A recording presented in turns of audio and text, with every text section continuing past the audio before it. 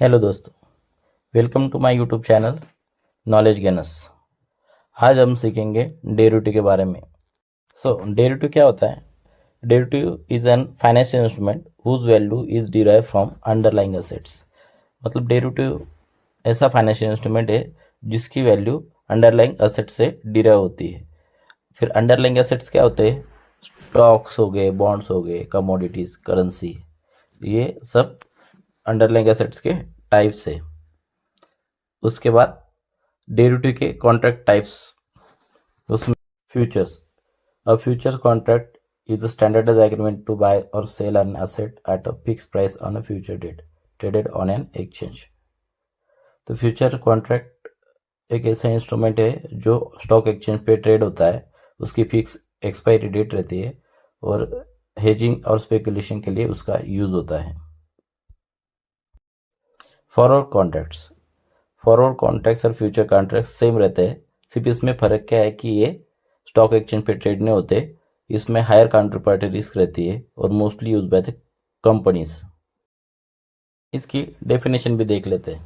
A forward contract is a customized agreement between two parties to buy और sell an asset at a pre determined price on future date, traded over the counter. अब देखते हैं options. An option contract give the buyer the right but not the obligation to buy or sell an asset at a specific price before or on expiry. इसके type से call options that is right to buy and put option that is right to sell.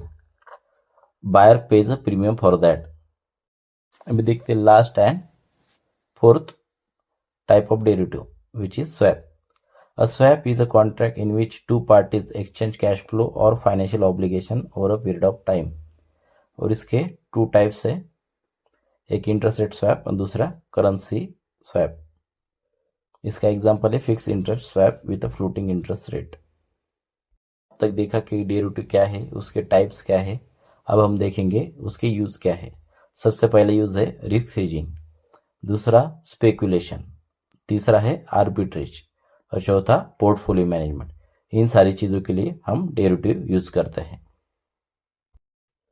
अभी हम देखेंगे derivative को affect करने वाले factors. सबसे पहले क्या है? Speculation and hedging. ये दो चीज़ों के लिए हम डेरिवेटिव यूज करते हैं। उसके बाद क्या रहता है? Contract between the parties. दो पार्टी या more than two parties can come together and form an contract और एग्रीमेंट। उसके बाद कॉस्ट इफिशियंसी।